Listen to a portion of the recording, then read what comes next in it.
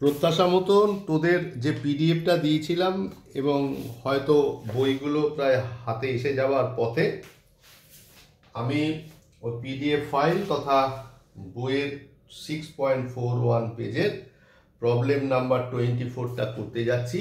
তো এই problem number 24 করতে গিয়ে একবারে হয়তো আমরা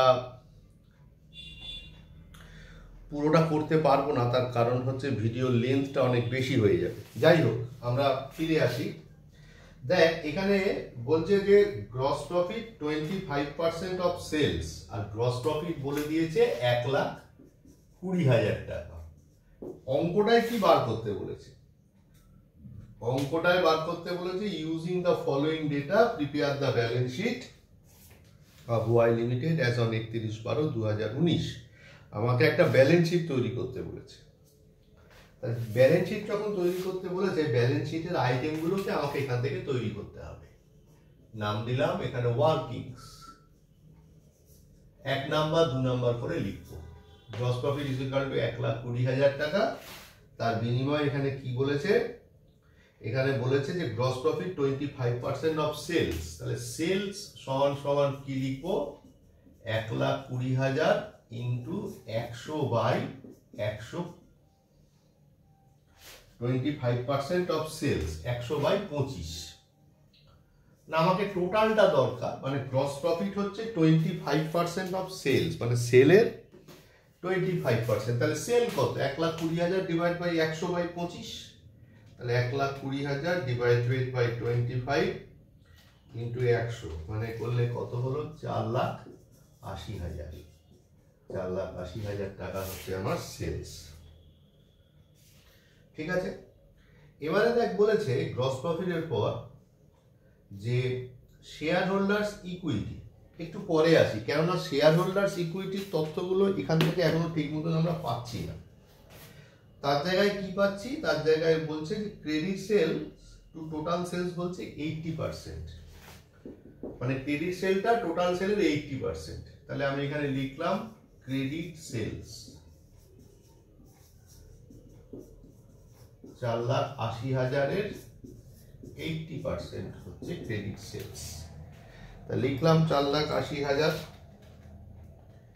80% হচ্ছে 3,84,000 টাকা হচ্ছে আমার ক্রেডিট সেলস। তাহলে ক্যাশ সেলস কত হবে? তাহলে ক্যাশ সেলস হবে 4,80,000 মাইনাস 3,84,000, করলে কত হবে? 4,80,000 মাইনাস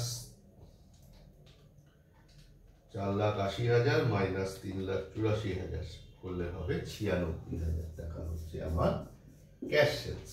হলো। এরপরে কি আছে? এরপরে দেখ বলেছে যে total turnover to total asset বলেছে 4 টাইমস। কি বলছে? যে টোটাল টার্নওভার মানে সেলস। তাহলে টোটাল টার্নওভার টু, তাহলে এবার আমরা 2 নাম্বার দিলাম। তাহলে কি দিলাম? Total turnover oblique sales divided by হচ্ছে গিয়ে টোটাল অ্যাসেট,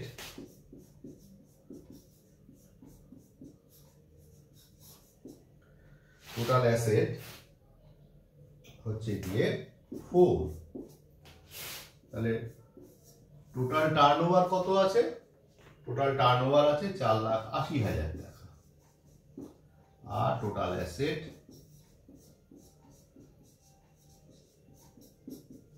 4। তাহলে কত হচ্ছে? আমরা যদি 4 দিয়ে কাটি, 4 এর 1,20,000 টাকা হচ্ছে আমার টোটাল অ্যাসেট। তাহলে আমার total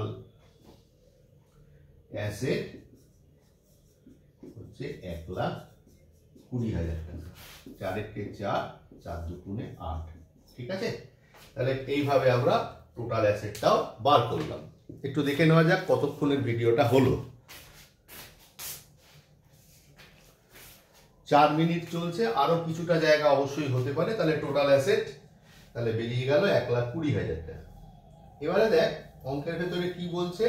cost of sales to inventory cost of sales to inventory বলছে 10 টাইমস। তো ব্যাপারটা হয়েছে কি, এখানে না cost of goods, cost of sales, আমরা যদি কস্ট শীটের কনসেপশনকে ব্যবহার করি তাহলে দেখতে পাবো যে কস্ট অফ সেলস কি করে হয়। প্রথমে হয় কস্ট অফ প্রোডাকশন, তার সাথে opening stock of finished goods, closing stock of finished গুডসকে প্লাস মাইনাস করলাম, প্লাস মাইনাস করবার পর তারপরে কি করলাম, কস্ট অফ গুডস সোল্ড বেরোলো। এবার কস্ট অফ গুডস সোল্ডের সাথে আমরা কি করি, সেলিং অ্যান্ড ডিস্ট্রিবিউশন ওভারহেড যোগ করে পাই হচ্ছে কস্ট অফ সেলস অথবা টোটাল কস্ট। তার মানে কস্ট অফ গুডস সোল্ড আর কস্ট অফ সেলস কিন্তু এক জিনিস নয়।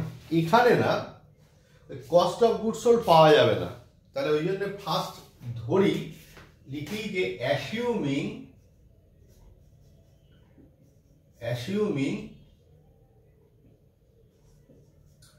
cost of sales equals to cost of goods sold। লিখলাম, লেখার পর এবার আর খুব একটা অসুবিধে হবে না। 2 নাম্বার অবধি করেছিলাম,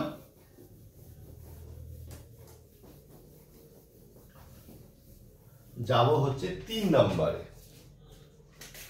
3 নাম্বারে কি যাচ্ছি, আমাকে কস্ট অফ গুডস সোল্ড প্রথম বার করে নিতে হবে।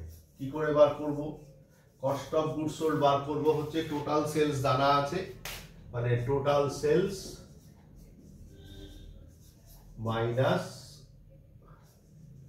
Gross profit.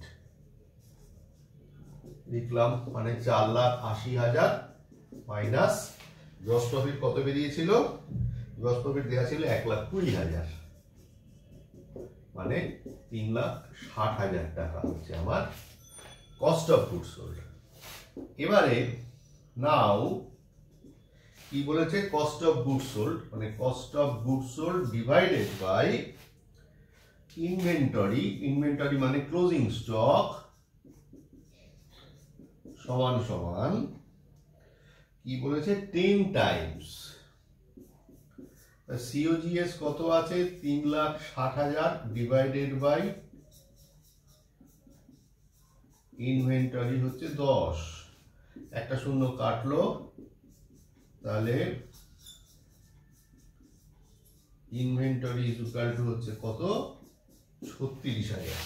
তাহলে ইনভেন্টরি বেরিয়ে গেল 36,000। আপাতত এই ভিডিওটা এইটুকুই।